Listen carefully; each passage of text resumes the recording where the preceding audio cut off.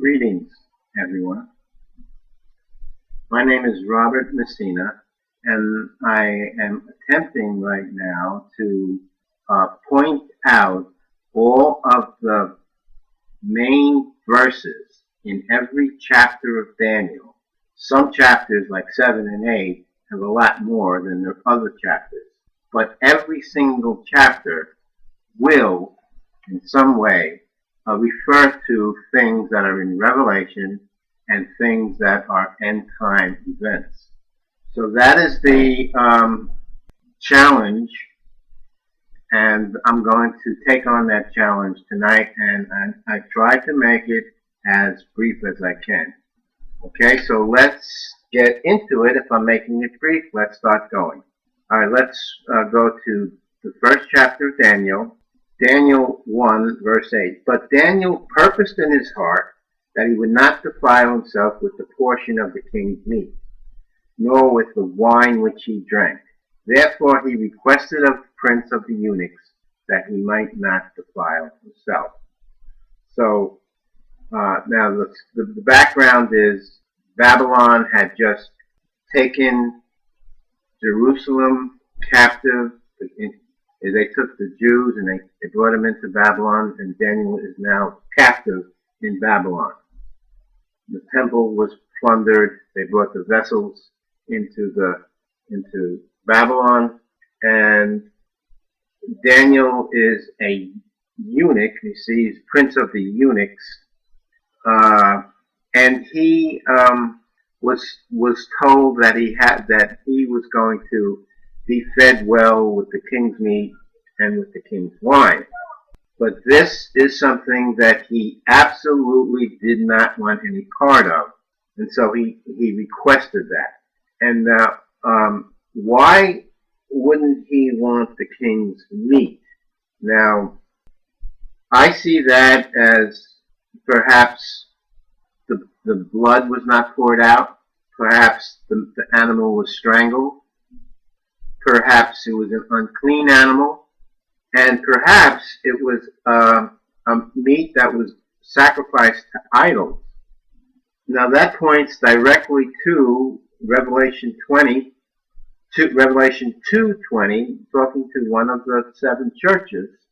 Notwithstanding, I have a few things against thee, because thou sufferest that woman Jezebel, which calls herself a prophetess, to teach and seduce my servants to commit fornication and to eat things sacrificed unto idols. So that is something that was prevalent then, was prevalent in the days of Ahab. Ahab married Jezebel, who was a model of Babylon, a daughter of Babylon, you could say, mystery woman Babylon, okay? And so she's trying to seduce the servants of our Lord to commit fornication and to eat things sacrificed unto idols, all right? So right there's that connection with the meat.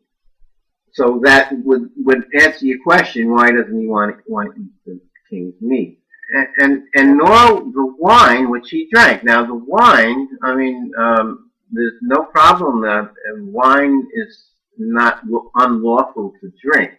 We're commanded to drink wine and to Passover Seder. And how does the wine defile?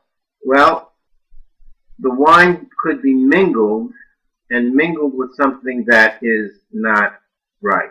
And Revelation 17:4, and the woman was arrayed in purple and scarlet color, and decked with gold and precious stones and pearls, having a golden cup in her hand, full of abominations and filthiness of her fornication. So that's what's mingled in with her wine. Abominations, filthiness of fornication. And later on in 6, and I saw the woman drunken with the blood of the saints, and with the blood of the martyrs of Jesus. And when I saw her, I wondered with great admiration. So Now, the martyrs of Jesus weren't around then, but there were saints that were prophets that were killed, and she is responsible for all the blood of all that was slain. We'll read later. Revelation 18:3. For all nations have drunk of the wine of the wrath of her fornication. So that includes Babylon, and especially includes Babylon, because she is mystery woman Babylon. The country, the nation that destroyed the temple, stopped the sacrifices, took the people captive, all right? And the kings of the earth have committed fornication with her, especially King Nebuchadnezzar, because he's king of Babylon. And he's one of the main kings of the earth, and this is the main seductive spirit, mystery woman Babylon, getting people to sin and worship idols and fornicate and kill and hate the people of God. This is what she does. All right, so let's go to the next chapter. Chapter 2. Chapter 2 has a image of a man that has the head of gold, silver shoulders and arms, a brass torso, iron legs, and feet that is iron mixed with clay. All right? So these represent 5 kingdoms. The golden head begins with Babylon. Now you have to read other parts in that chapter to get this. But the golden head represents Babylon. The silver arms and shoulders represent Mede-Persia. The brass represents the Grecian Empire. The iron legs represent Rome. And the iron and clay feet will represent the end-time empire. We could see it from a distance. It's coming up the horizon, and we can start to see and make out what it looks like. So it's close, very, very close. This 7th empire that is represented in this image of the iron and clay. All right. Now, in verse 35 is the end of the empire, so it's the end times. It's even after the end of the last empire. Then was the iron, the clay, the brass, the silver, and the gold broken to pieces together and became, now this is broken to pieces together after a stone hit the image at the feet of the image. And so it is at the last days. Okay? And I see that stone as truth, the truth of God. Because these empires don't carry the truth of God. They don't have the laws of God. They don't have the wills of God, except for when God wants them to do something for him, then they have the will of God. Other than that, they don't. Okay? This image was broken to pieces and became like chaff of the summer threshing floors. Now, dividing the chaff from the wheat, you go on the threshing floor, you throw the wheat up into the wheat and the chaff up into the wind, and the wind carries the light seeds where they have to go, and the chaff hits the ground. And then once it's all done, then the wind comes along and blows away the chaff. And that's what it says, and the wind carried them away, and no place was found for them. And the stone that smote the image became a great mountain and filled the whole earth. That's the mountain of the Lord. That's and a mountain also represents kingdom, the kingdom of God.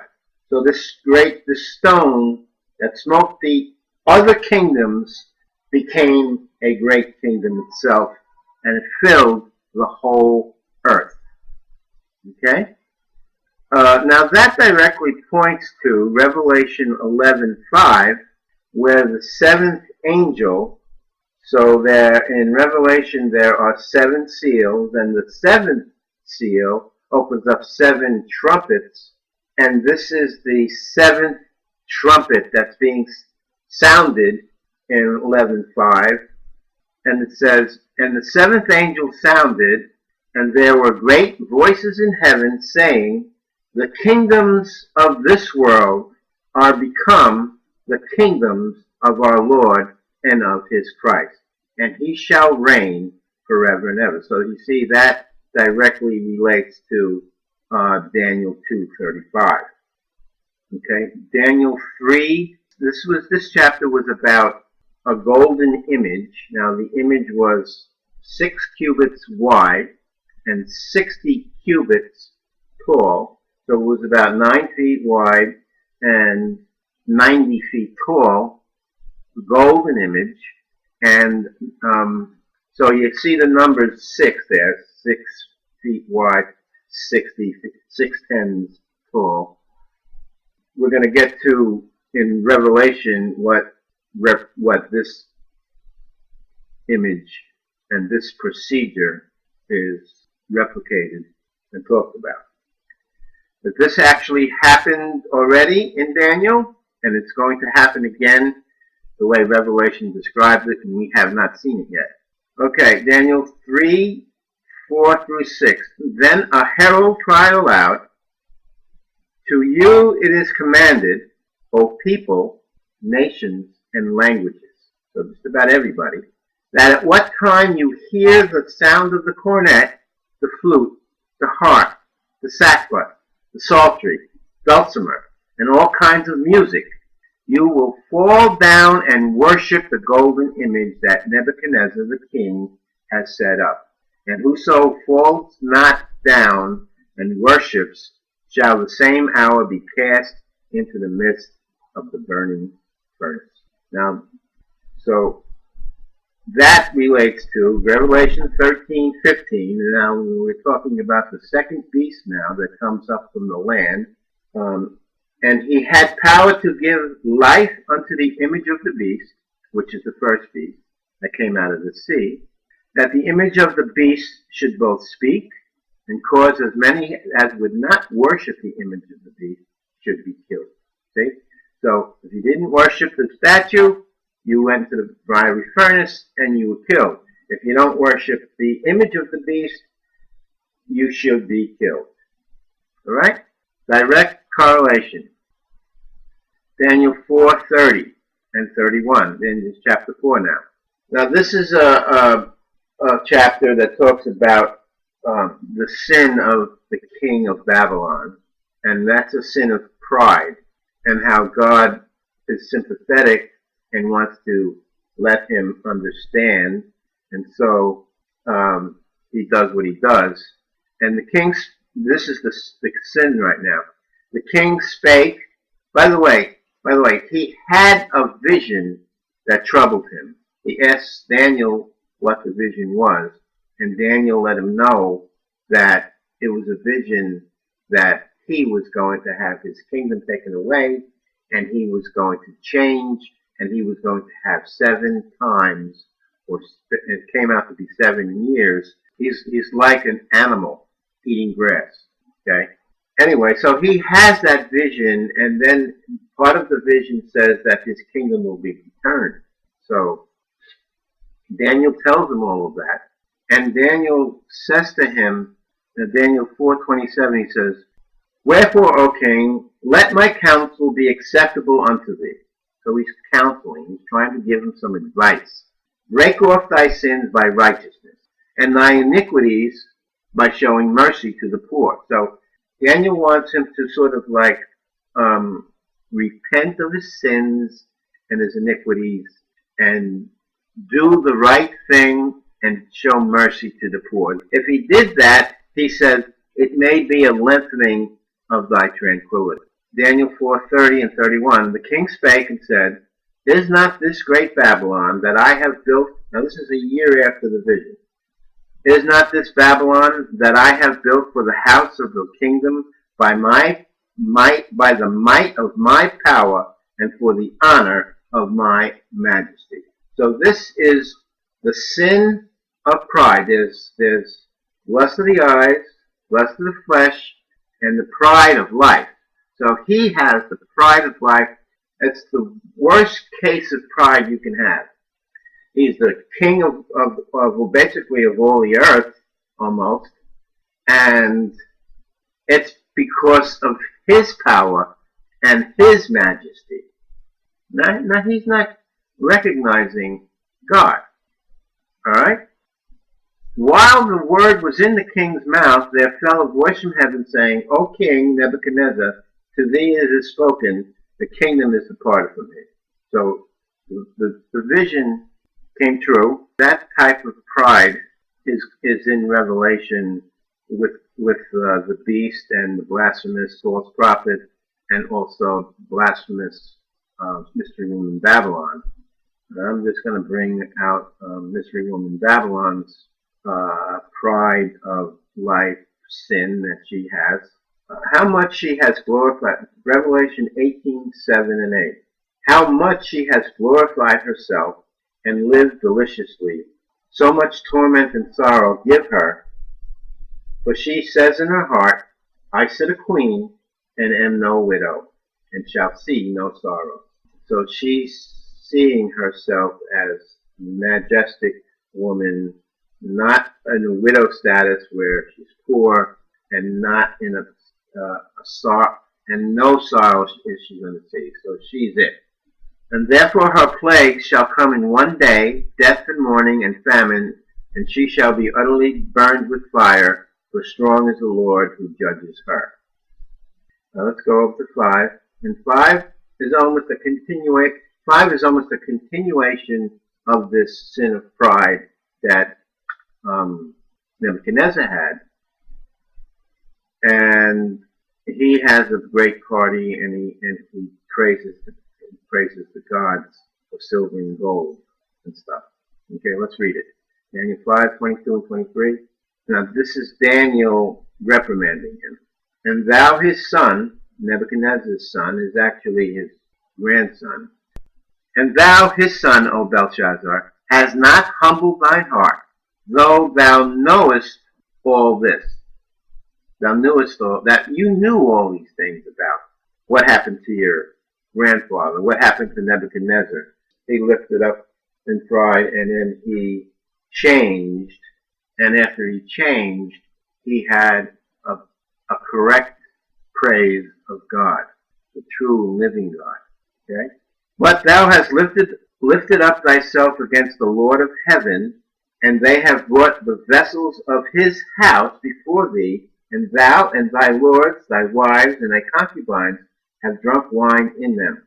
And thou hast praised the gods of silver and gold and brass, iron, wood, and stone, which see not, nor hear, nor know. And the God in whose hand thy breath is, and whose are all thy ways, hast thou not glorified.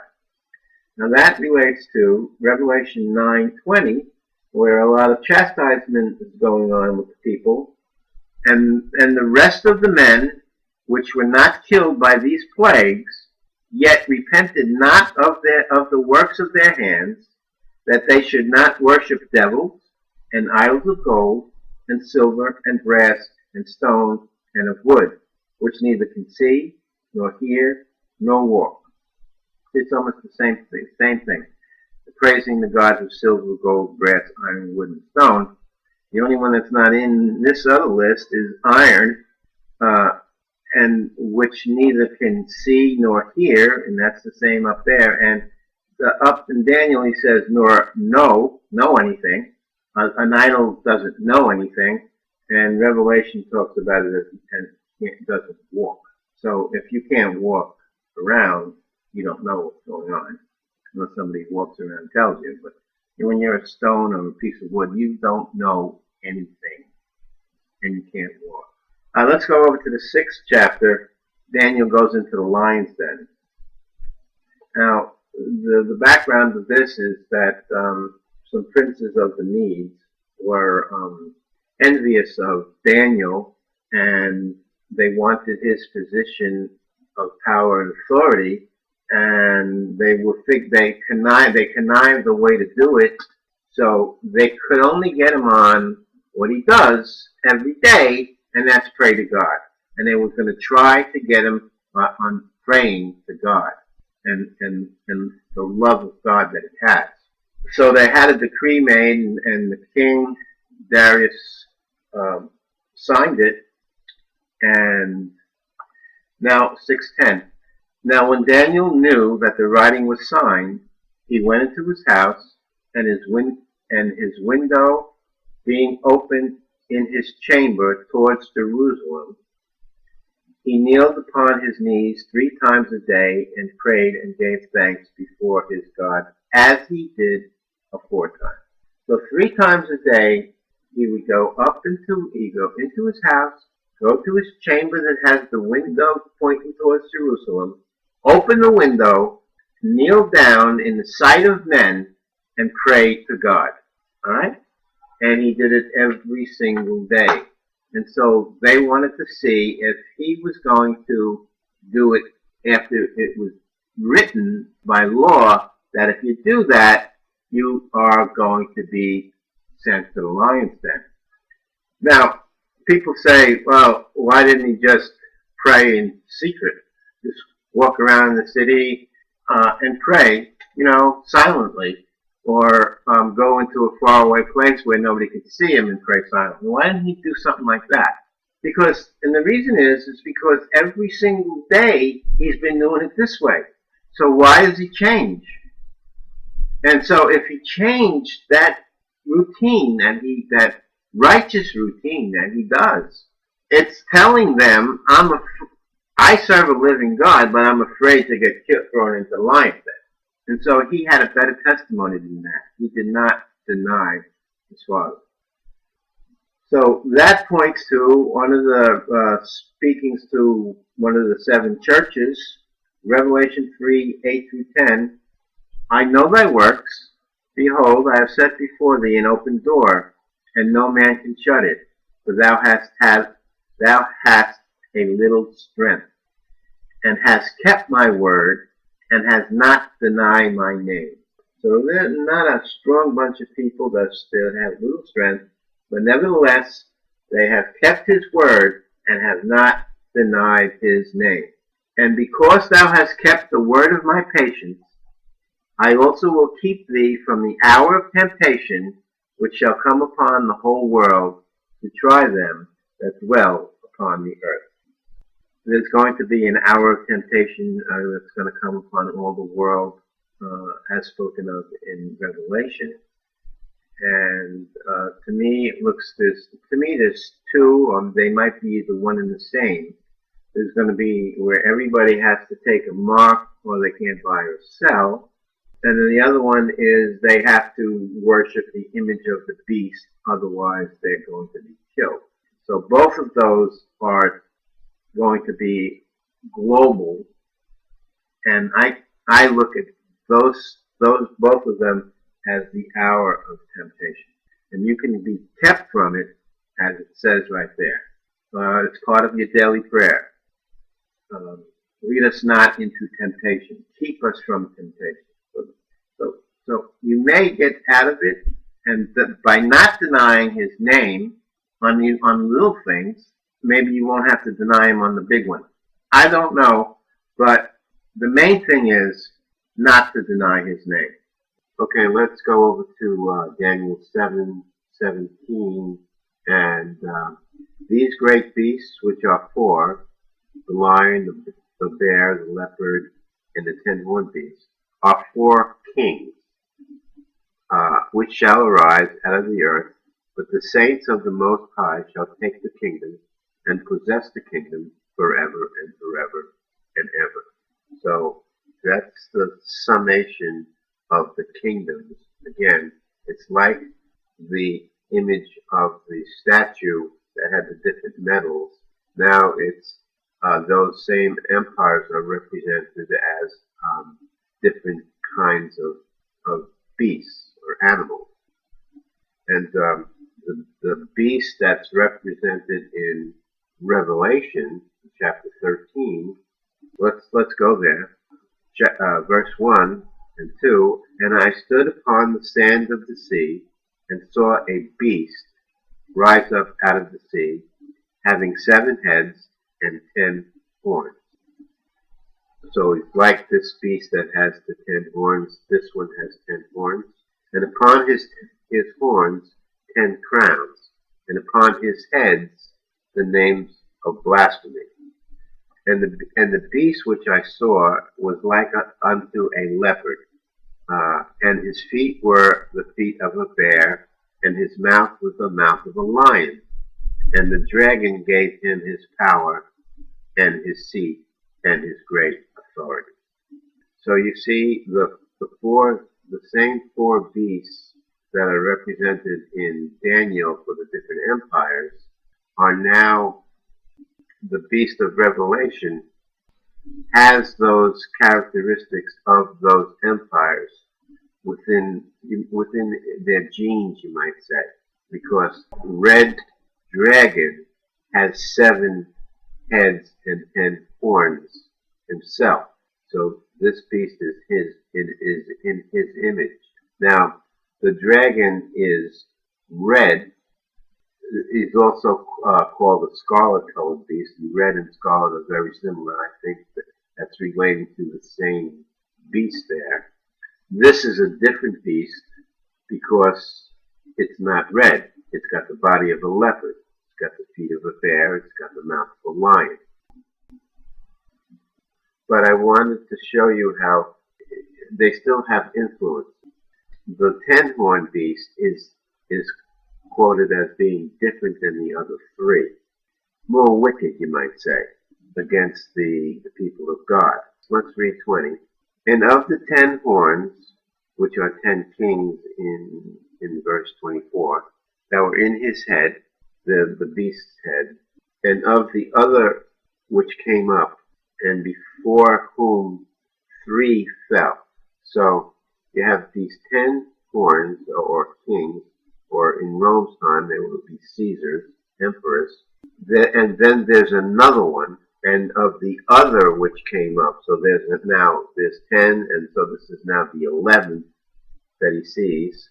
And before whom 3 fell, even of that horn that had eyes and a mouth that spake very great things, whose look was more stout than his fellows. This horn is described as being different than the preceding 10, and he's being described as one who subdues 3 kings. I believe these are Caesar's emperors that are coming in succession.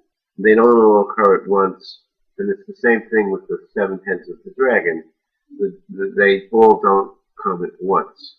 This 11th horn subdues 3. That also is in verse 20, but it's also in verse 8, and it's in verse 24. So it's something that has to fit this description of this Caesar. So we have to find the Caesar in history that fits this. Even of that horn that had eyes, and that's also in verse 8, it's called he had the eyes of a man. And here it says the horn that has eyes. So that's another thing that has to be about this guy. And a mouth that speaks very great things, whose look was more stout than his fellows. Okay, now I'm going to jump over to who I think that Caesar is, and I see it as being Constantine. Now, the 10 horns that are before Constantine, let's go to that first. We go to Fox's Book of Martyrs. The first Caesar that's mentioned there is Nero, 67 AD.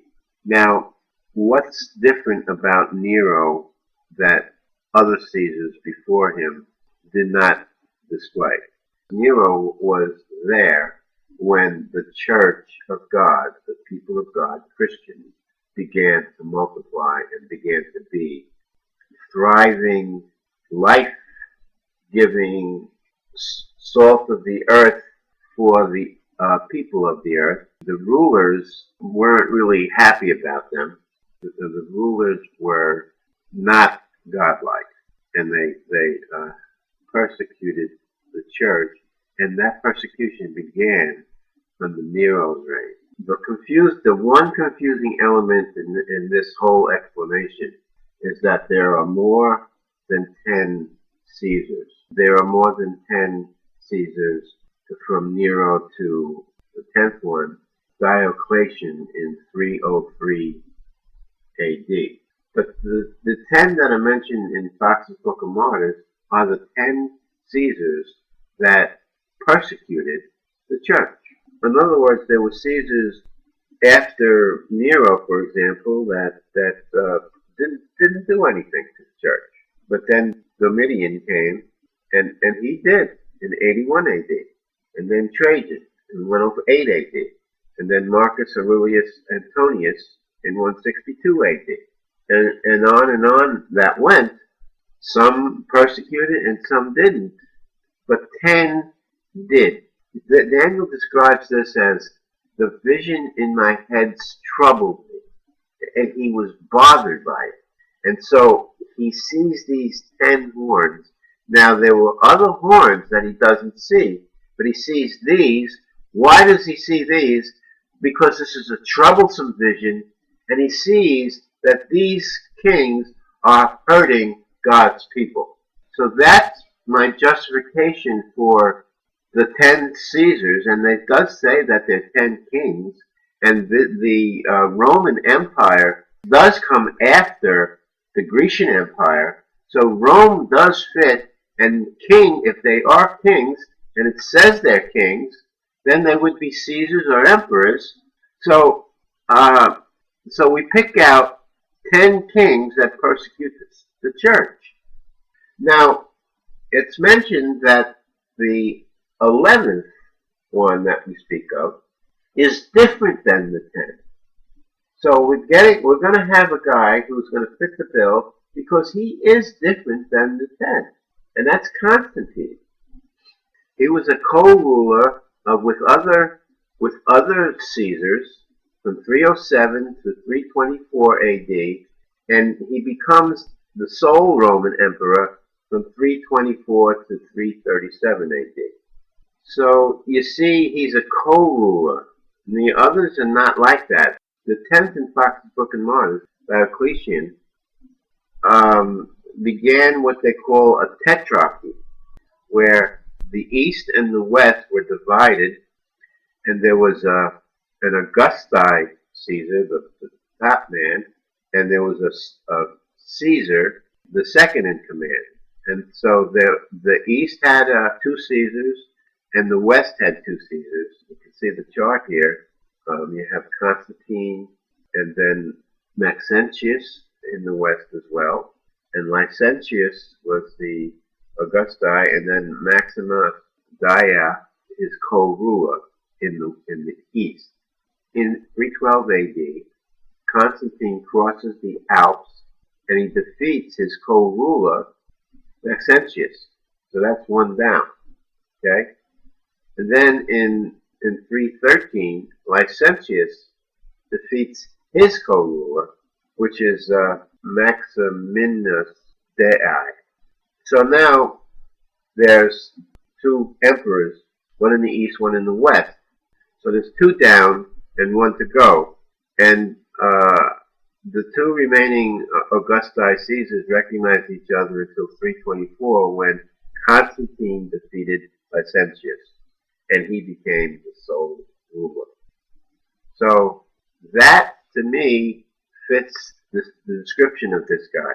When Constantine has the Battle of the Milvian Bridge, he sees a vision, and none of the others that were there saw the vision, but he sees it. He sees the sign of what's called the Chi Rho, and this is carried through by the Catholic Church till today. They use that symbol, and God had showed him this vision, according to him, and told him to display it on their shield, and in this sign they will conquer. Now, I don't see that as a vision from God, and I say that because it doesn't match the big difference between the Old Testament, where there was a conquering of the sinful nations by the people of God. But in New Testament, you don't see that. There is now love your enemies. When he sent them out, he said, carry not the sword. Our mission now is not so much nations, but individuals, and preach the good news to them, which would be life to them that hear and death to them that reject.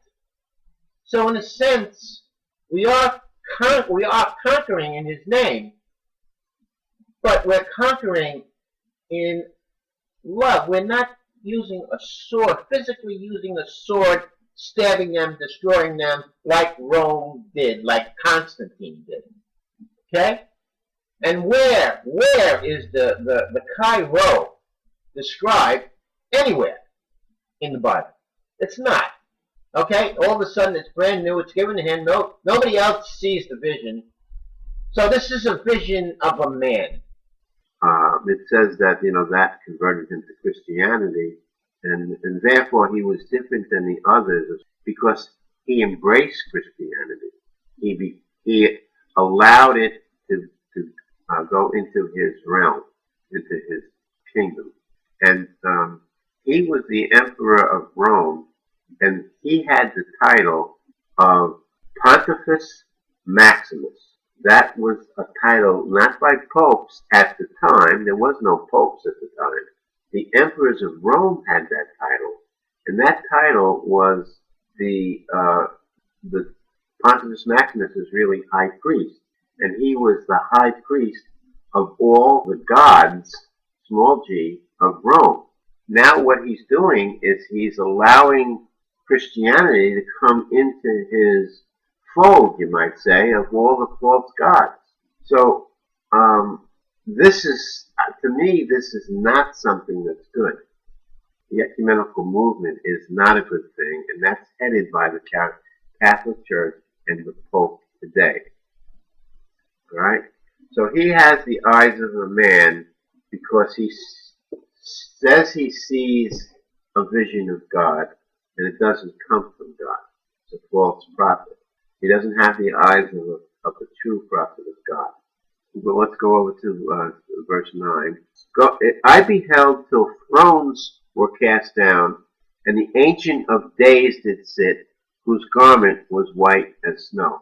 So this vision goes all the way to the end of time. Alright?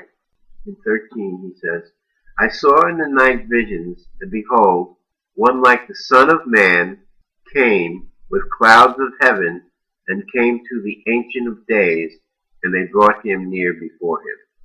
So, the Ancient of Days, it looks like it's the Father in heaven, because one like in 13, it says, one like the Son of Man came with the clouds of heaven, and came to the Ancient of Days, and they brought him near before him.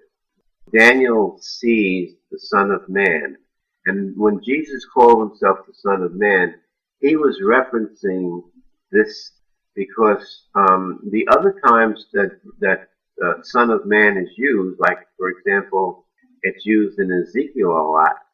God is speaking to Ezekiel, and he calls him Son of Man. It's a term that's used frequently, but when Jesus calls himself the Son of Man, he's referring to this Son of Man that comes in the clouds, comes near to the Ancient of Days, and is brought near before him. Jesus actually references this in Matthew 26, 63, 64. Okay, so he's with the high priest Caiaphas. This begins with Jesus holding his peace. And the high priest answered and said to him, I adjure thee by the living God that thou tell us whether thou be the Christ, the Son of God. And Jesus said unto him, Thou hast said. Nevertheless, I say unto you, hereafter shall you see the Son of Man sitting on the right hand of power and coming in the clouds of heaven. You see, Jesus associated him with that same Son of Man that sitting at the right hand of power. In Daniel, the Son of Man came in the clouds, coming in the clouds of heaven. And so when he said that, he was letting him know who he was in a stronger way. Let's look at another thing that 7 talked about. 21, I beheld till the same horn made war with the saints and prevailed against them. So, being that this vision that he has about the horn, and that it continues right up to the ancient days, sitting and judging to the end of time. So that means that it's still a powerful entity right now. And that's why I think that it's the Catholic Church, which is a very powerful entity right now. The Catholic Church represents the false prophet beast that is mentioned in the second half of 13 and in other places in Revelation. Now, for example, he had the eyes of a man. What do they call the Pope? They call him the Holy See. Again, he's got the eyes of a man as far as I'm concerned. He changes laws. False doctrine is changing laws. The laws of God, and changing the truth. Okay, let's go to 21. I beheld till the same horn made war with the saints and prevailed against him. That connects with Revelation 13:15. And he had the power to give life unto the image of the beast, that the image of the beast should both speak and cause that as many would not worship the image of the beast should be killed. So you see, this little horn, the same horn, makes war with the saints and prevails against them. It's the saints that don't want to worship the image of the beast. See? In Revelation, it's the saints that do that, and he has them killed. So he prevails against them. He wars with them. He prevails against them. Okay, in 11, he says, I beheld then, because of the voice of the great words which the horn spake. I beheld even till the beast was slain, and his body was destroyed and given to the burning flame. And Revelation 19:20, now this is going to reflect that same prophecy. And the beast was taken, and with him the false prophet. Now, so both the beasts of 13 were taken, and with him the false prophet, which is the second beast, that wrought miracles before him, with which he deceived them that had received the mark of the beast, and them that worshipped his image. These both were cast alive into the lake of fire, burning with brimstone. So you see, Daniel says the beast was slain and his body destroyed and given to the burning flame. So that beast is Rome beast. So, and this Rome beast, he sees it right up to the ancient days.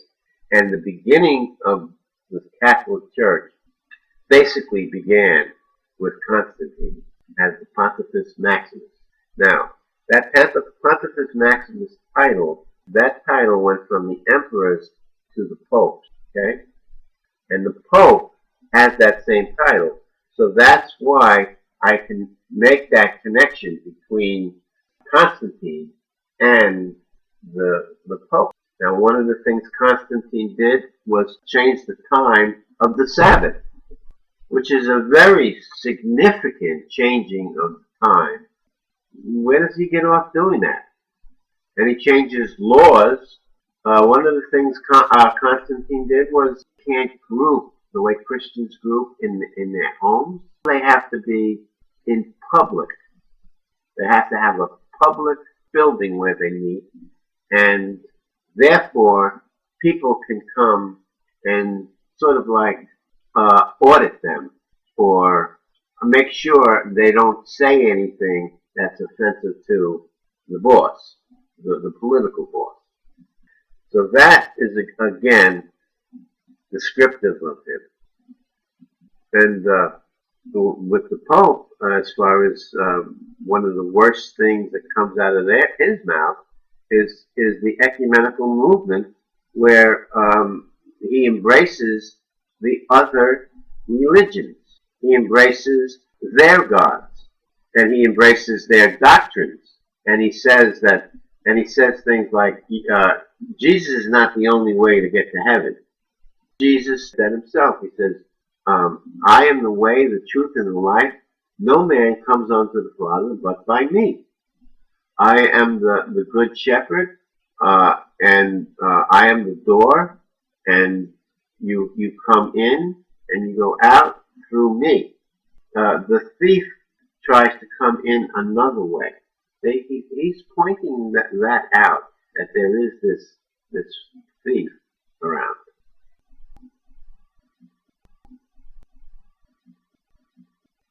Okay, now, one of the biggest things of Daniel that we have to address is actually the best place to start is when Jesus referenced it. Matthew 24:15. When you therefore shall see the abomination of desolation spoken of by Daniel the prophet stand in the holy place, whoso readeth, let him understand. And then he talks about the great destruction that comes after that abomination of desolation stand in the holy place. And so let's see what Daniel speaks of that. And we'll go to Daniel 8:9-12. And out of one of them came forth a little horn. This is a different horn now.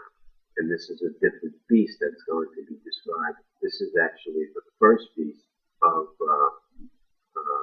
Revelation 13. And out of one of them came forth a little horn, which waxed exceedingly great, towards the south, towards the east, and towards the pleasant land. So it's towards the south and towards the east. The west was the sea, so it looks like this is the king. This is now the king of the north. And he's called the king of the north later on. And it waxed great even to the host of heaven, and it cast down some of the host of the stars to the ground and stamped upon them.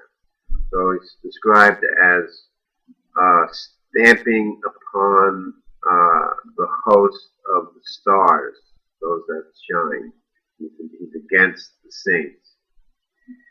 Yea, he magnified himself even to the prince of the host, and by him the daily sacrifices in italics was taken away, and the place of his sanctuary was cast down. He's describing this abomination that causes desolation. When he magnifies himself even to the prince of hosts, he takes away the daily in sacrifices in italics was taken away, and in the place of the sanctuary cast down. Right? So that's the description of this abomination that makes desolation. And a host was given him against the daily sacrifice in italics by reason of transgression, and it cast down the truth to the ground, and it practiced and prospered. Cast the truth to the ground. Okay, it's against, this beast is against truth, and it prospers. Okay, it practiced and prospers.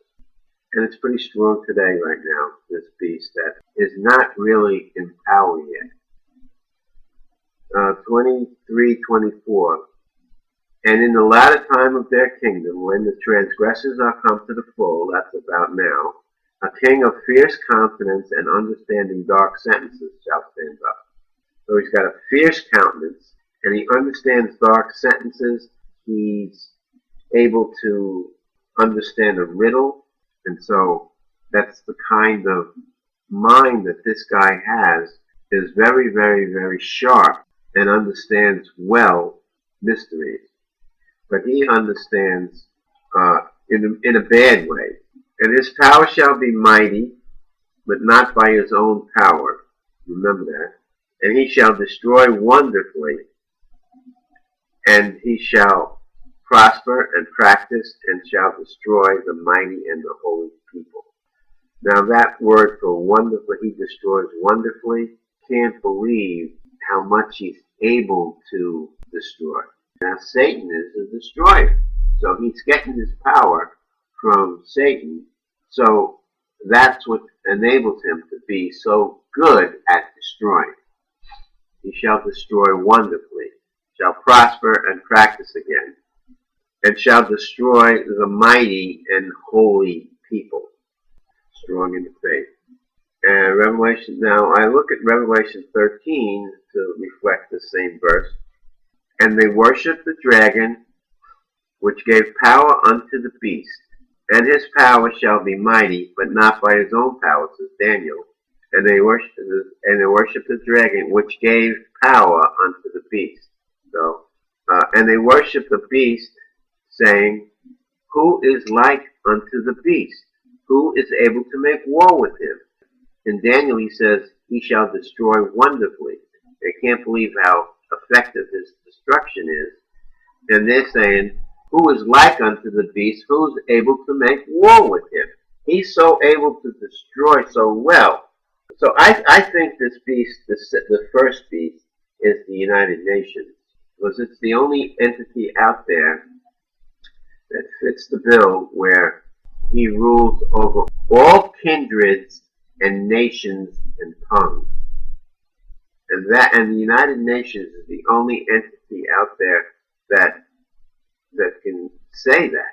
I mean, the United States can't say that we don't rule over all kindreds, nations, and tongues. We just rule over our own people. We seem to be a global policeman, but I don't like that about us. And don't forget that the UN is very strong because nations like the United States give support in a military way to the United Nations. Okay, let's go to 25. And through his policy also he shall cause craft to prosper in his hand. And he shall magnify himself in his heart, and by peace shall destroy many. The United Nations is set up to give peace throughout the world. And in the meantime, a lot of people are dying because they're involved. In my opinion, they do more harm than they do good. Because I think they fit the bill, this is, peace, peace, and there is no peace. He shall also stand up against the Prince of Princes. So he's going to put his fist in our Lord's face, but he shall be broken without hand, similar to the way Herod in Acts was given a speech and failed to give God glory, and he died. We're still under this abomination of desolation thing. That's why we're getting going 11, which has it as well. 31. Arms shall stand on his part, and they shall pollute the sanctuary of strength, and shall take away the daily and sacrifices and phallics, and they shall place the abomination that makes desolate. Alright, so you see there that this seems to be describing it as, you know how they make an image of the beast and everybody has to worship the image of the beast? It looks like they shall place the abomination that makes desolate. When they do that, it looks like it causes the tribulation. Jesus talked about that. There was nothing as bad as that before, and there is nothing going to be bad as worse as that after. And unless the time was shortened, no flesh should be saved. That is an extreme desolation that comes when they do this. Take away the daily, and the reason I'm saying that you shouldn't use the word sacrifice is because they don't have that word in there.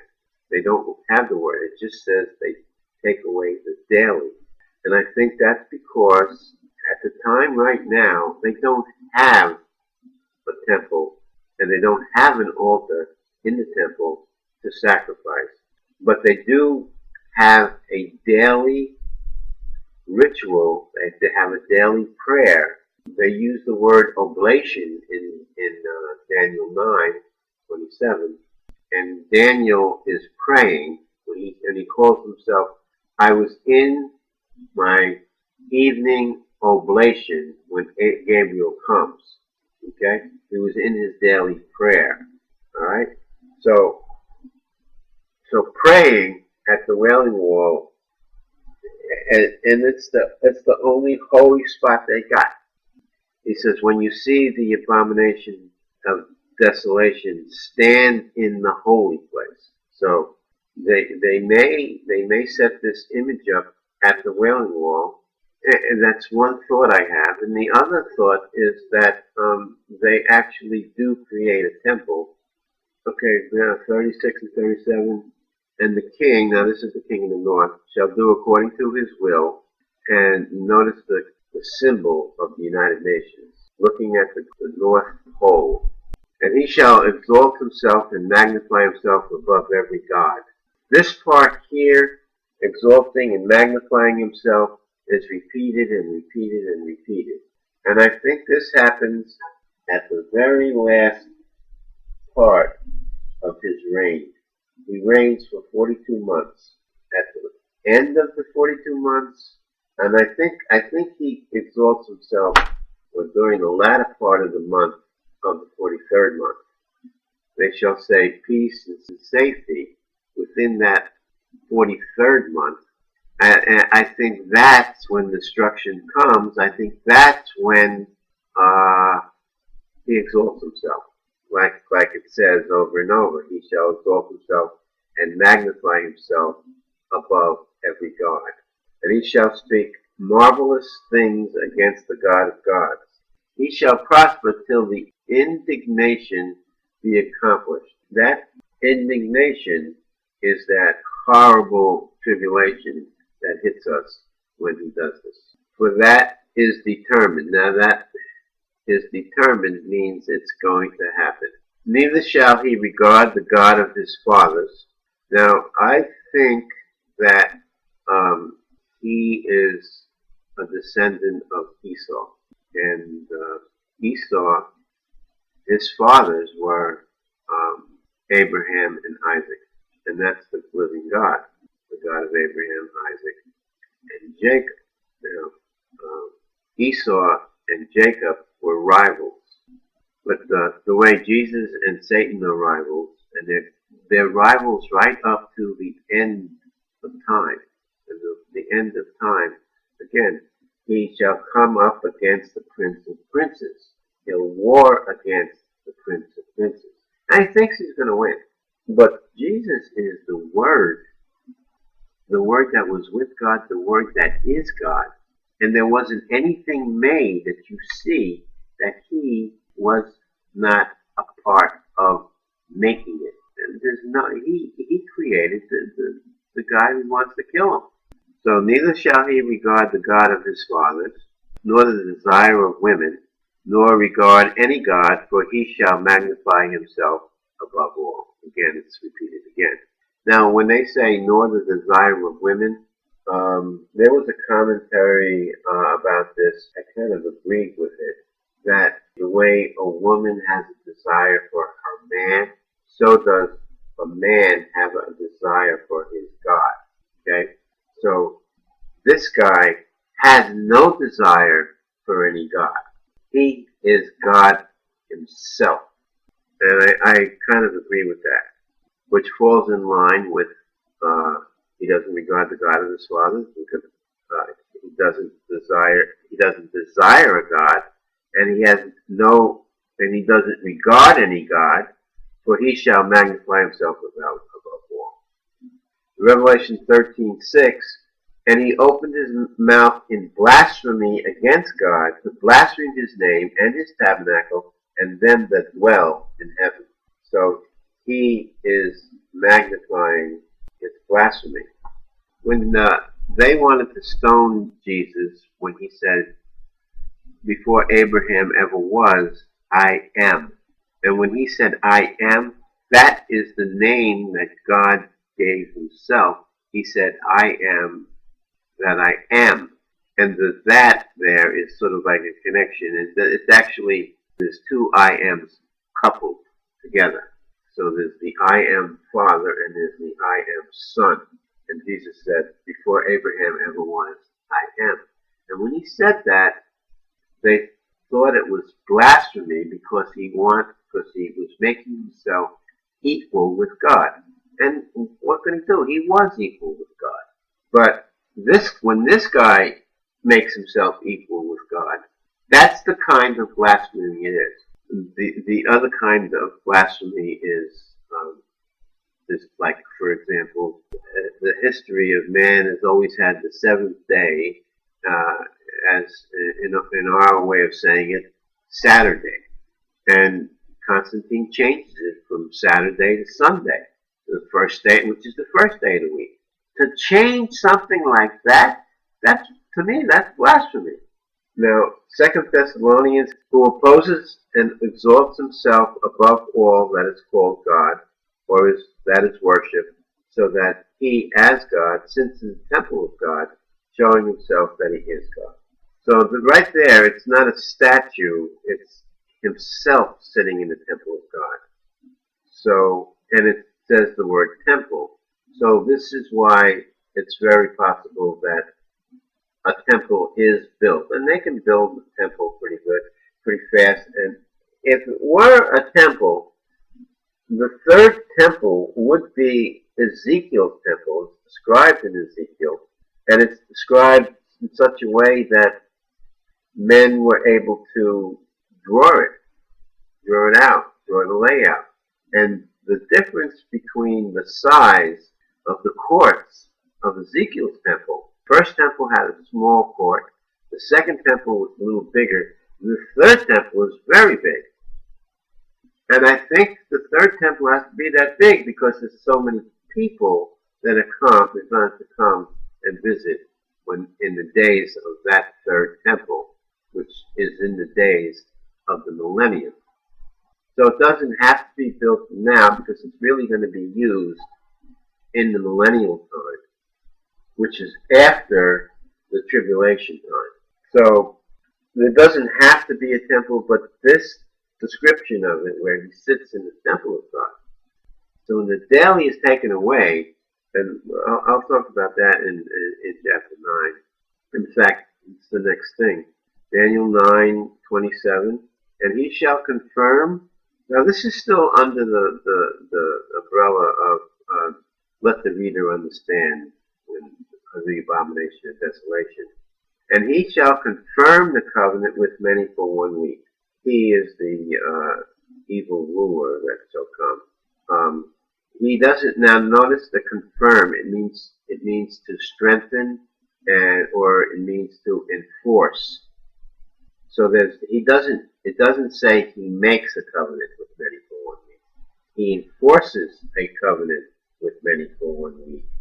So that was already in existence. And I believe that this covenant that gets enforced is what they call the Oslo Accords, and it began in 1993, and it was broken and not referred to anymore, though it was referred to when Israel had to give up their houses in Gush Katif and in Gaza. This covenant, the Oslo Accord, now was broken, and it was broken in 2000, and it lasted exactly. When I say it lasted, the guy who helped write this Oslo Accord, his name was Yossi Balin, and he wrote an article saying that the covenant that was made, when you walk on ice, you really gotta be careful. And he said when Ariel Sharon went on the Temple Mount and he caused that in Intifada with the Arabs, Palestinians, he says the ice broke. And when Ariel Sharon went on it from the beginning, when it was that covenant was signed in a grand photo op display that was shown to all the world, it was a major news making event. The shaking hands of Yitzhak Rabin and Yasser Arafat, from the time that was ratified until Ariel Sharon went on the Temple Mount, was exactly 7 Hebrew years. So this, I believe, is the covenant that is made for 1 week, the Oslo Accord. It's a covenant that is really was pushed on the Jews. It's not something they wanted. And it divides the land for gain, as Daniel says. He shall divide the land for gain. And that Oslo Accord is based on UN resolutions. Its goal is to give sovereignty to the Palestinians and sovereignty to Israel. And so they both live in their own nation under their own sovereignty in the same land. And that is not a good thing, because the agenda of the Palestinians is to wipe Israel off the earth and have no Israel. It's the way they show their maps. So it's terrible. It's not a good thing. So he shall confirm the covenant with many for 1 week. Now, that word for many is Rabim, okay? And Yitzhak Rabin is an Aramaic way of saying Rabim. So it's really the same word as his last name. So this, you could read this as the covenant that was made with Rabin for 1 week, for 7 years. That lasted 7 years, and he shall confirm it, he'll strengthen it, he'll refer to it again, the way they referred to it with Gush Katif and Gaza land going on back to they refer to that covenant. And so that covenant is going to be referred to again, and the result of referring to that covenant is going to take away the oblation or the daily. It's going to take it away, because that's the beginning. So we're going to see that, the beginning of these last 7 years. When this happens, when this covenant is confirmed, and they take away the daily, the tribulation begins. And I'll read that verse later when we get to the times.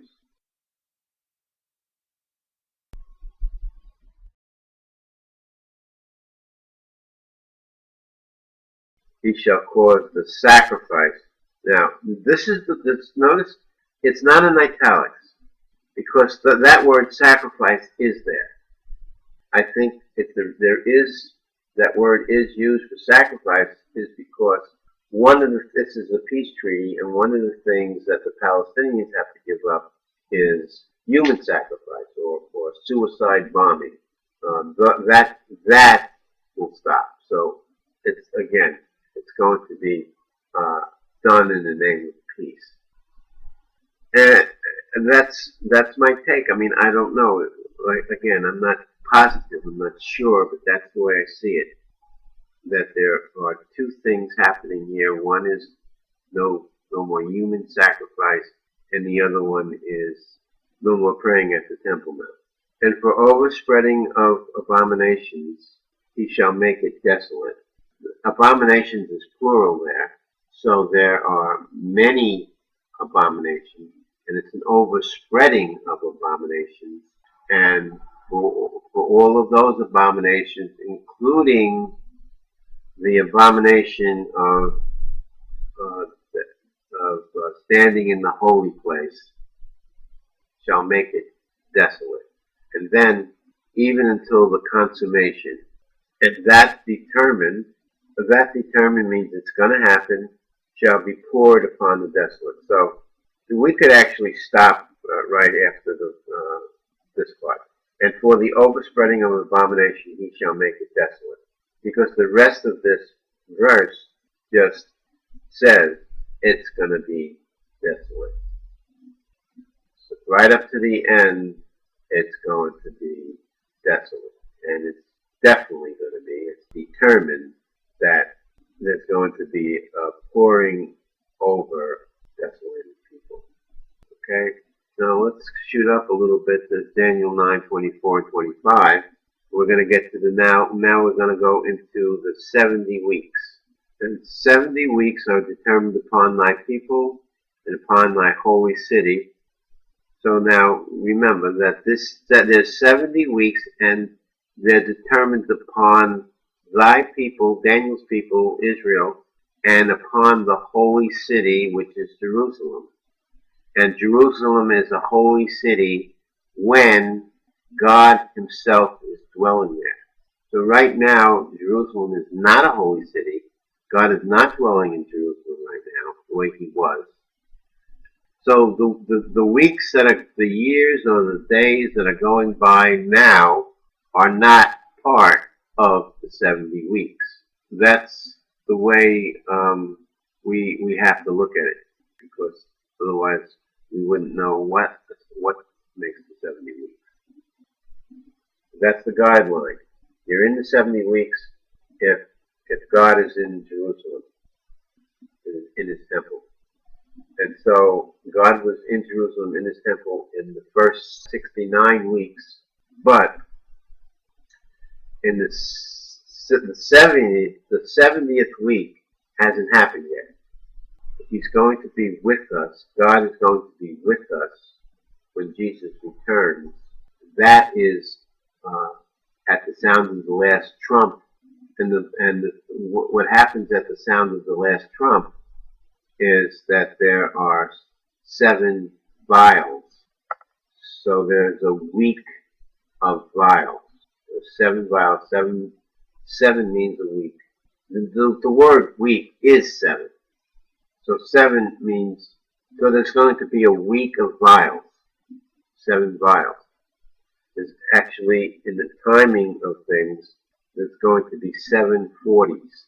7 40-day periods. 280 days. That's the number of conception to birth. So it's a time of birth, the week of vials, when our Lord is with us. And on the 7th trump, when the 7th trump sounds, time shall be no more longer.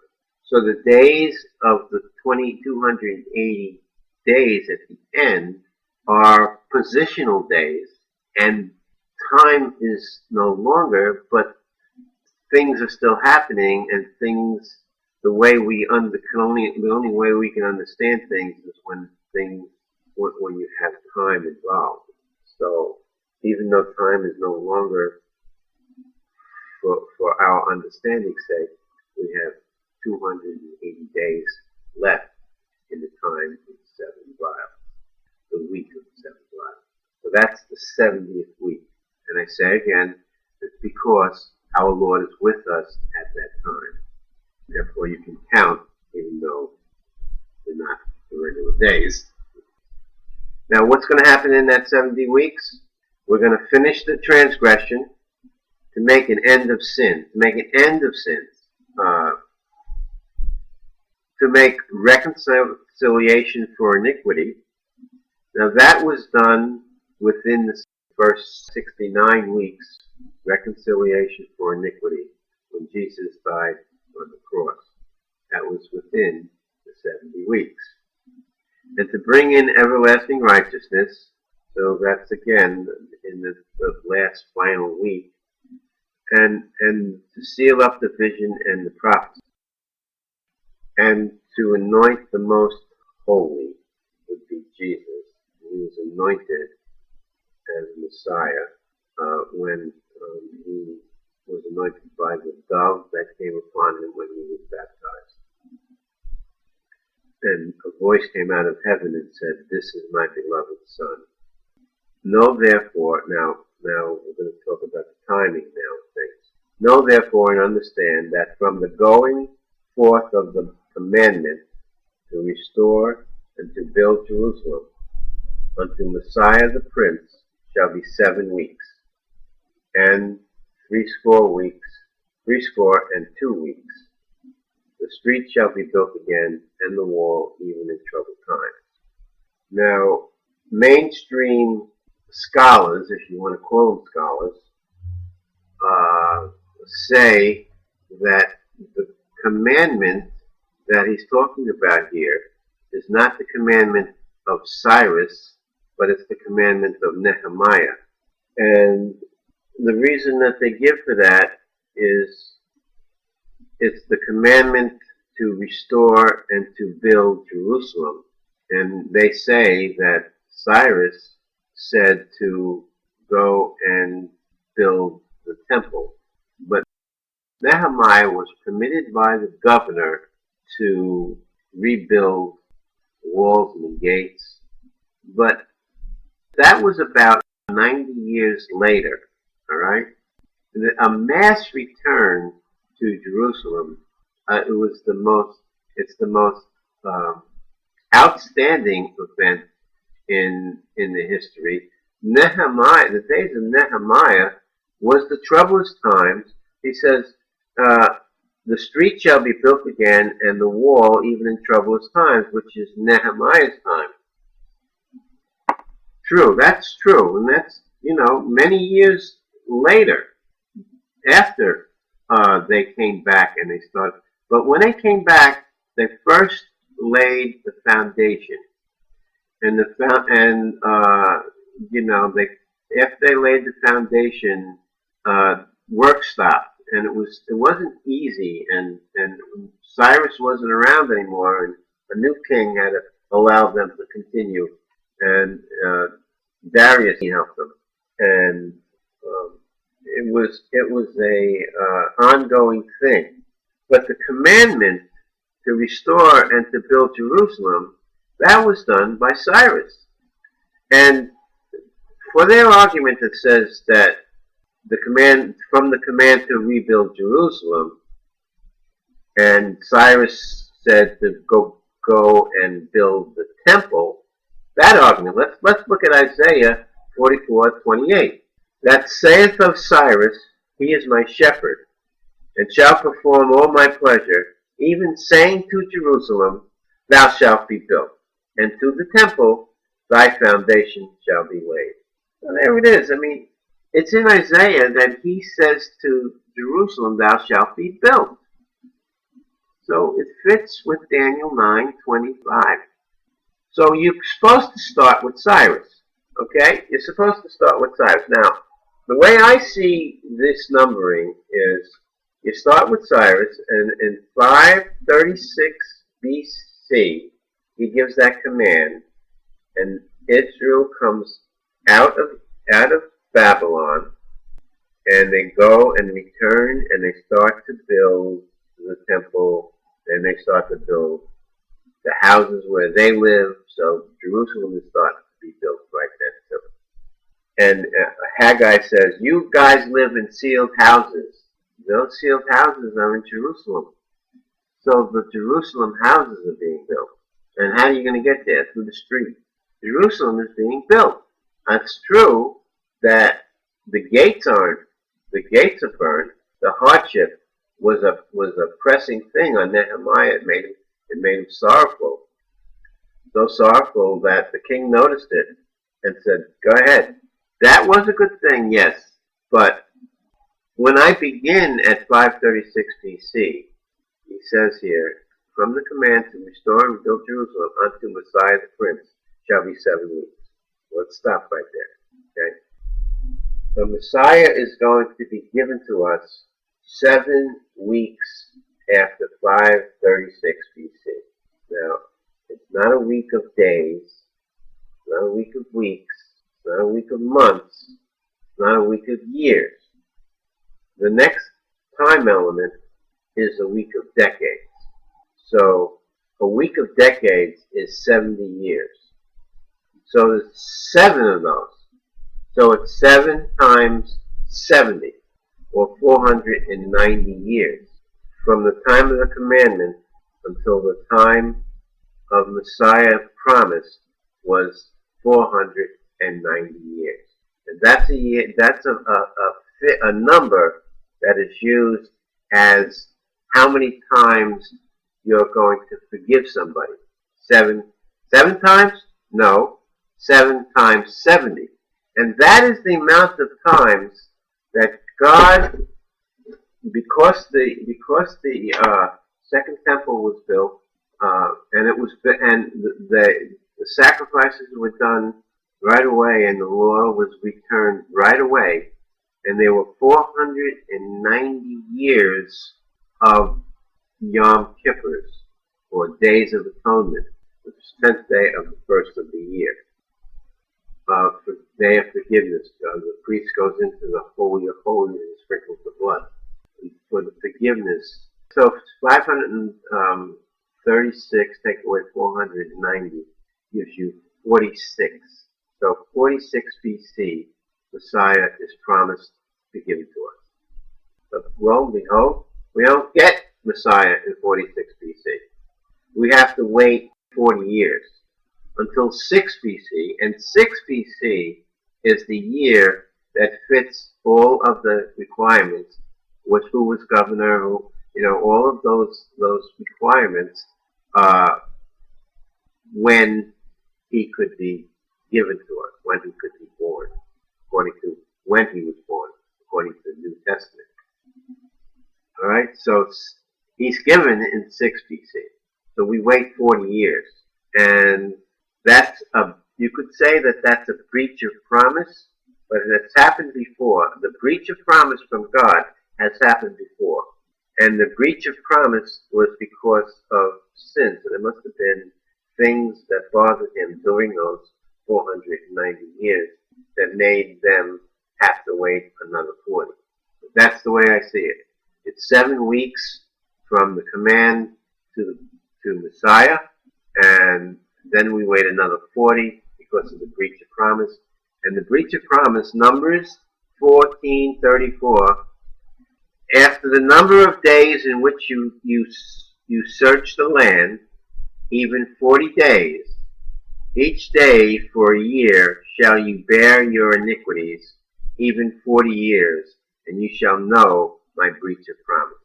So he's not going to be forgiving them. They're going to be bearing their iniquities, and for 40 years, and it's a breach of his promise.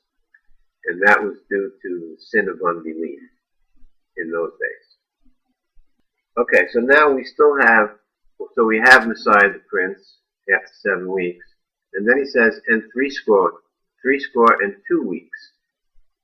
So this part of that 70 weeks, the big bulk of it, is this 62-week figure. So this 62 weeks, that's going to turn out to be 62 weeks of months. The time element of that week, of those weeks, are months.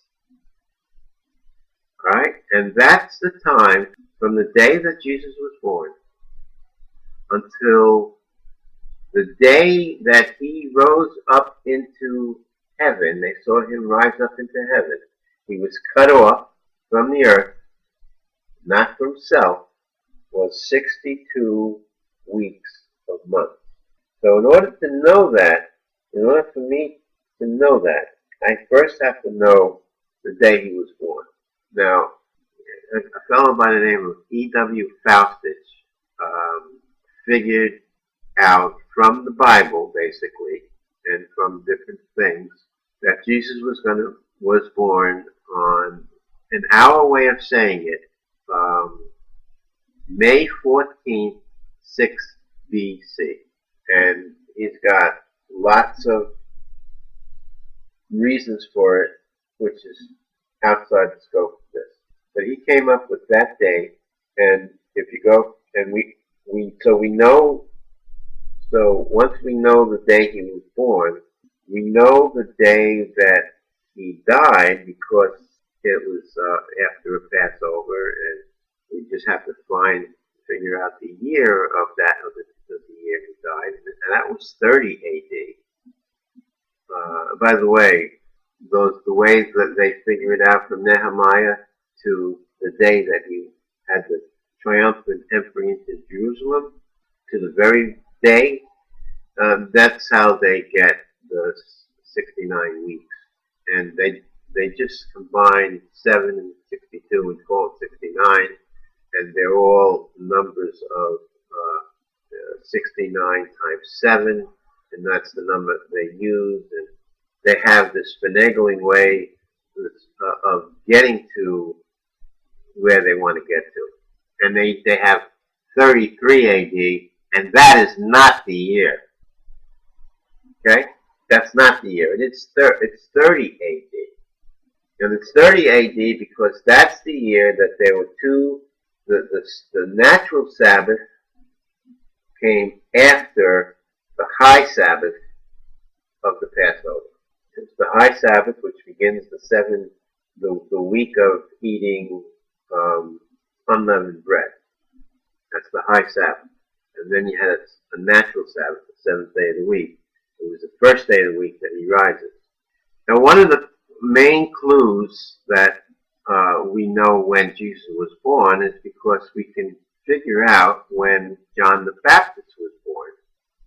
And we know from Luke 1:36, and behold, angel talking to Mary here, and behold, thy cousin Elizabeth, she has also conceived a son in her old age. And this is the 6th month with her, who was called barren. So we're told that Jesus was conceived when John the Baptist was 6 months in her womb. Now, John the Baptist's father, his father was Zechariah, and he was of the order of Abijah in the priestly cycle, and he conceived right after his week of service. And we know the order of priesthood that was in service at the time that the temple was burned and destroyed. We're given that day in the Bible, and it's also recorded in Jewish history who was in course of that day. So there are 24 courses. It's just a matter of doing the math from the time of the temple being destroyed. You wait 24 weeks later, you get that same course again. 24 weeks after that, and so keep doing that until you get down to the 6 BC area, and John the Baptist was born in 7 BC, and it's figured out like that. So that's a pretty wonderful thing. So all you have to do, now you know that the day he was born, you know the day he went up into heaven, count the number of months, and it happens to be 62 times 7 months. That amount of time. So he was on earth for 62 weeks of months. Now, so it ends there, and Daniel doesn't even mention. Daniel does not refer to that final week, except for the things that have to happen in that final week. Finish their transgression, make an end of sins, bring in everlasting righteousness, seal up the vision and prophecy. Those events happen in that final week when he comes back. And when he comes back, which I believe is after the final trumpet in Revelation, and time is no longer, he comes back, and then you can start saying, yeah, we can now, he's with us, and we could count this week of vials that we have, this week of 40 days, because our Messiah is with us, Emmanuel, God is with us, in Jerusalem, in the Holy City again. Let's go to Daniel 10 now. And the thing that struck me with 10 is verse 20. Then said he, knowest thou wherefore I come unto thee? And now will I return to fight with the prince of Persia. This is the angel talking to Daniel. And when I am gone forth, lo, the prince of Grecia shall come. So this has given us insight as to the 7 heads of the dragon, the red dragon that's described in chapter 12 of Revelation. This is commonly shared. Many of us think this, that the heads of the red dragon are kingdoms that overruled the earth and overruled Israel. It began with Egypt, and then Assyria overcame the 10 tribes. Assyria persecuted against Jerusalem as well, and so that's the second head. And then the 5 heads, the 5 empires that Daniel mentions, Babylon and Persia and Alexander and the dividing of the 4 rulers, and then the 10-horned beast of Rome, and then the final beast that's described in Revelation 13. And in Revelation 12, it's described, the dragon is described, there appeared another wonder in heaven, behold, a great red dragon, having 7 heads and 10 horns, and 7 crowns upon his head. Okay, so the crowns upon his head, the 7 kingdoms, and that appear in chronological order. You know, he doesn't have 7 heads all at once. If you're looking at him today, you see basically the valley between the kingdom of Rome and the kingdom of the final UN United Nations beast.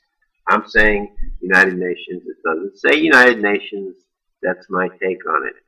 Okay? I don't want to add to those words. The words describe the beast as is written. But the United Nations fits some of the verses that describe that beast. For example, he ruled over many nations and kindreds and nations and tongues. So these kings of the heads on the dragon are spiritual because they're angels and they're fighting against the angel, and they will have their part in the 7th head, the beast of Revelation 13. They'll have their play because he has the body of a leopard. So that's the Prince of Gracia. The Prince of Gracia is going to be, who's still, he didn't die just because the Prince of Gracia empire anymore. Doesn't mean that Prince of Gracia is dead, because he's a spirit. He's a wicked angel. So he's not dead yet. And remember, the feet of the image was iron and clay, and the clay represented the seed of men, and the iron was what was mingled with the seed of men. So it wasn't the seed of men. So the Prince of Persia, being a spirit, a wicked spirit, an evil spirit, a conniving spirit, a dragon spirit, is involved very much in the politics of what's going on in this global new world order that we're seeing come together. And so are all of the other 7 wicked spirits. Now, the dragon also has 10 horns, and those 10 horns are not the same 10 horns. Actually, to tell you the truth, they might be, because the beast that we see, the UN beast that we see right now, has 5 heads and 10 horns. It has the 5 permanent members of the United Nations, U.S., Russia, China, Great Britain, and France. I believe Japan and Germany are going to be coming in. So there's going to be 7. So when the covenant is confirmed with many for 1 week, there'll be 7 permanent members in the United Nations when that happens, because that's going to begin the 42 months of his reign. So therefore, I mean, he's got to have 7 heads, and so that's my prediction. It's going to be 2 more, and I think Germany is one because one of the heads had a deadly wound with the sword that was healed. And Germany was devastated in 1945. Today it's a thriving, strong empire, you could say, almost. Nation. It's a force to be reckoned with. And the same thing with Japan. Japan is very strong again, too. Okay, Revelation 17, 9 through 10. And here is the mind which has wisdom. The 7 heads are 7 mountains on which the woman sits. And there are 7 kings. 5 are fallen, 1 is, and the other is not yet come. And when he comes, he must continue a short space. A lot of people think that the woman sits on 7 hills, and therefore the woman is Rome, because Rome has 7 hills. And instead of the word mountain, you could say hills. So the 7 heads are 7 hills on which the woman sits. And there are 7 kings, so the mountain to me, the mountain is an empire, and an empire has a king. And we just were talking about this spirit, this evil, wicked spirit, Prince of Persia, is one of those 7 kings. So who are the 7 kings of the 7 hills of Rome? You have to make sure all of the pieces fit. So there's just too much confusion in the way people do things. But it may be because it's a confusing thing. I don't know. And there are 7 kings, 5 are fallen, and 1 is, and the other is not yet come. And when he comes, he must continue a short space. So the last head, the final head, which I believe is the beast of Revelation 13, he has power to rule only 42 months. And then the second beast takes over for a times, and dividing of times. Okay? Check this up to the last trumpet, and the time of the last trumpet, which is 7 vials. So when you hear that term, times, and dividing of times, you could say that it's the time of the last seal, the time of the 7th seal, okay? And the time of the 7th seal has 7 trumpets. So the times of the 7th trumpet, and the times of the 5th seal and the 6th seal. So times,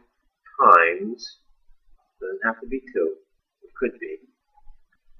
And the dividing of time, which is the division of the 4th seal, which is the time when Antichrist magnified himself in his heart and caused the abomination of desolation, and caused the tribulation which the world has never seen nor ever will, where the time was shortened, when the time of a seal went from a 360-day time span to the time of a month, which is a 30-day time span.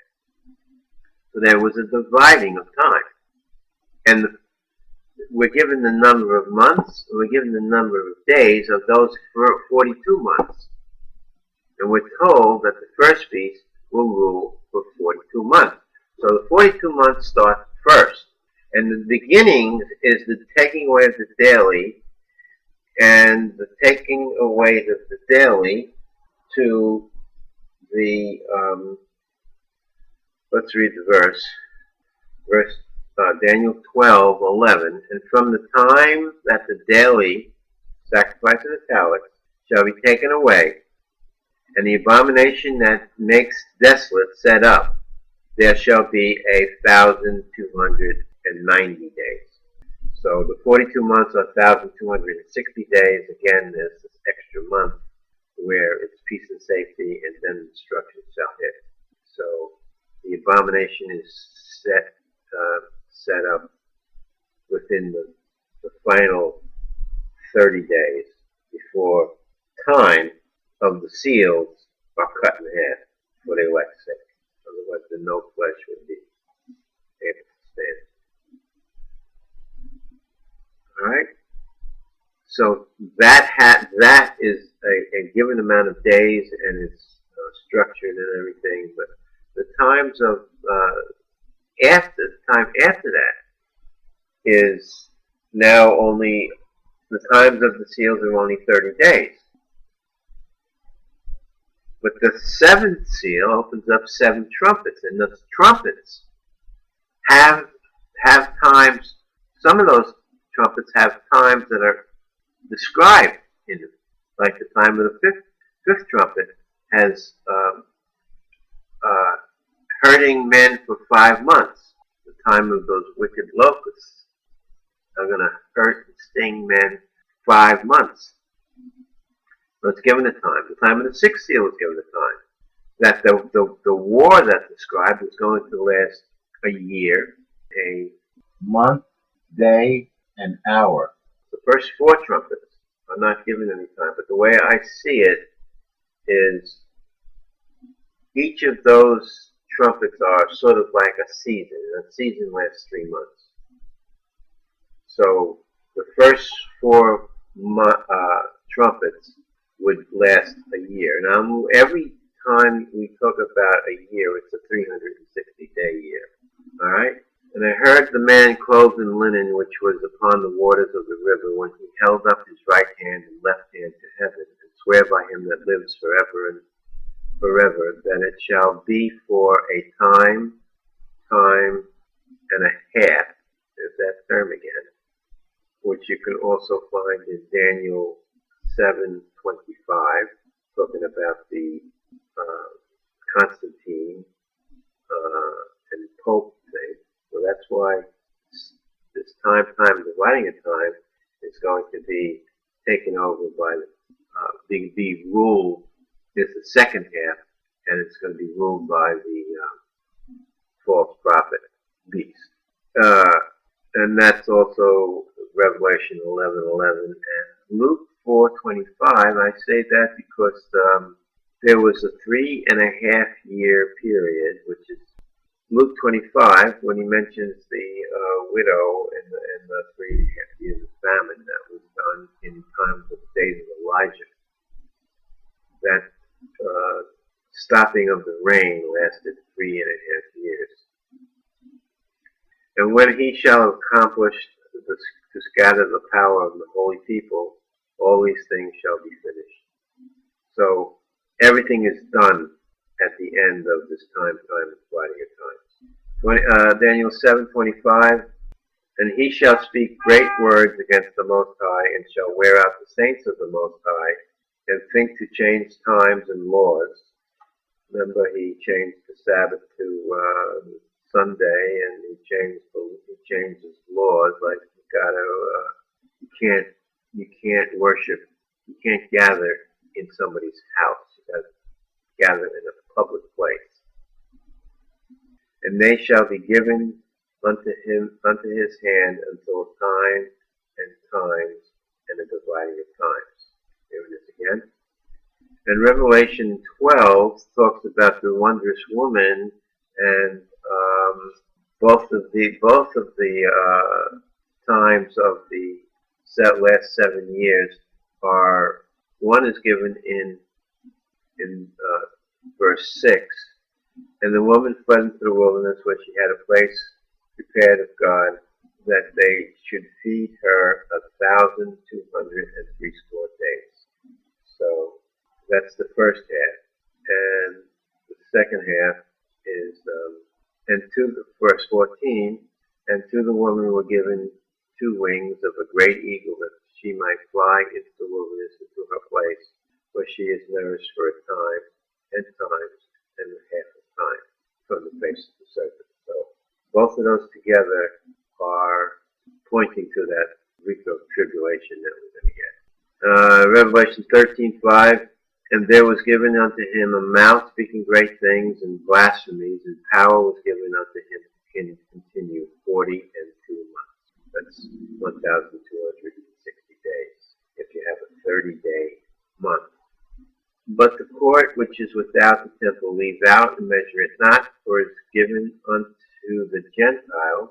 This is 11:2-3.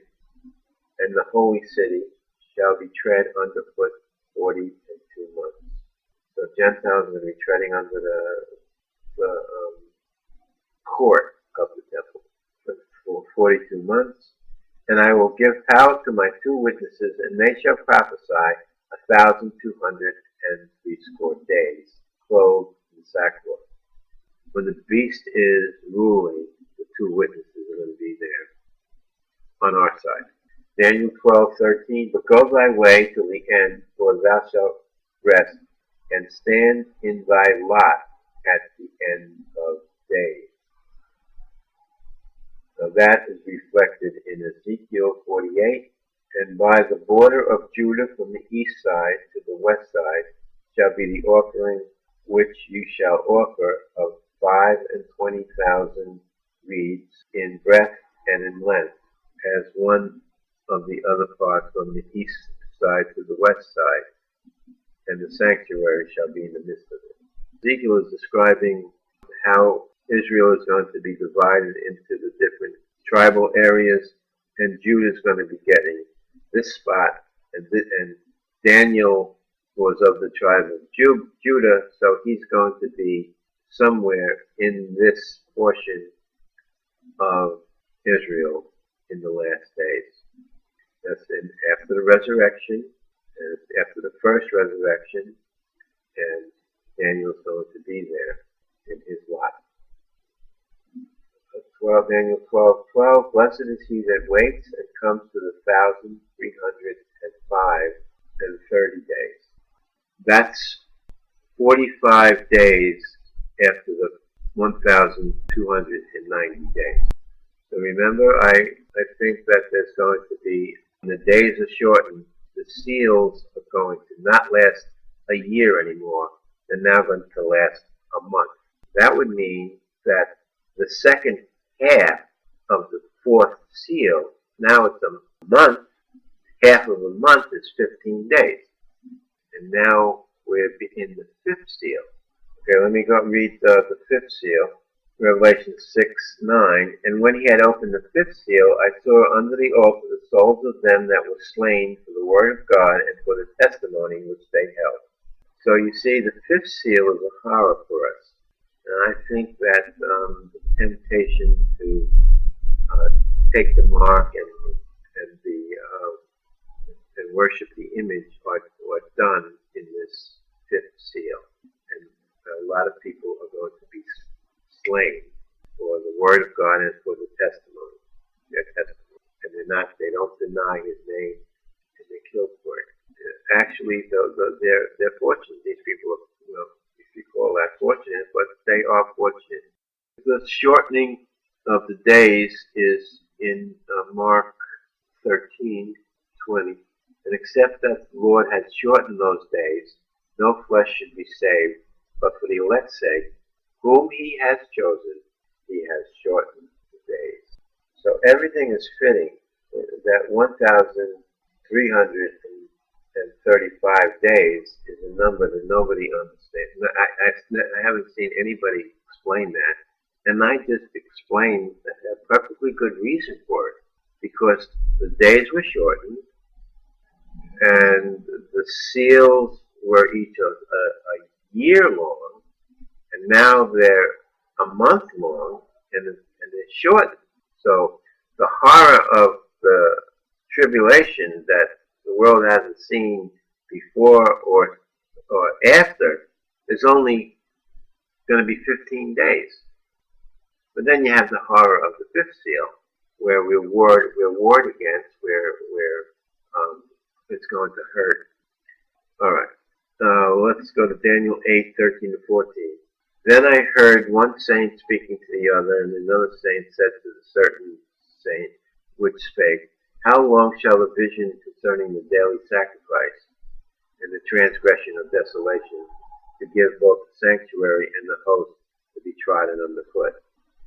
And then he says to me, Unto 2,300 days, then shall the sanctuary be cleansed. Unto 2,300 days, then shall the sanctuary be cleansed.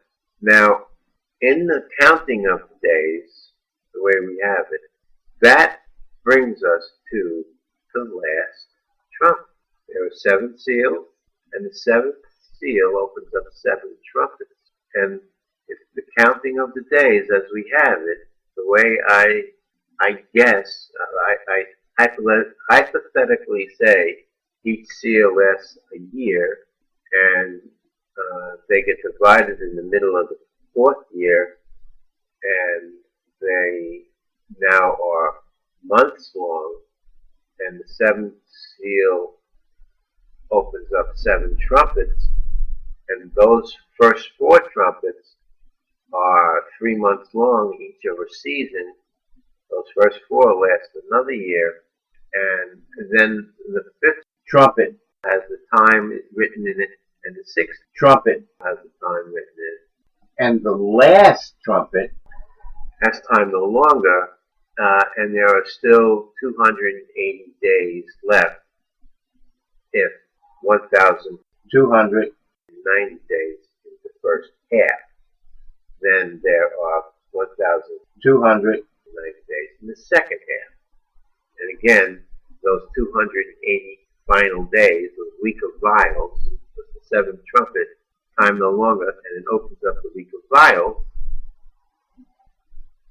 280 positional days, and again, it's the day of conception to birth. It's the time of conception to birth, and Israel is born in one day because time's no longer, and it's the day the last trumpet sounds. Lift up your heads and rejoice. He is here. He is here.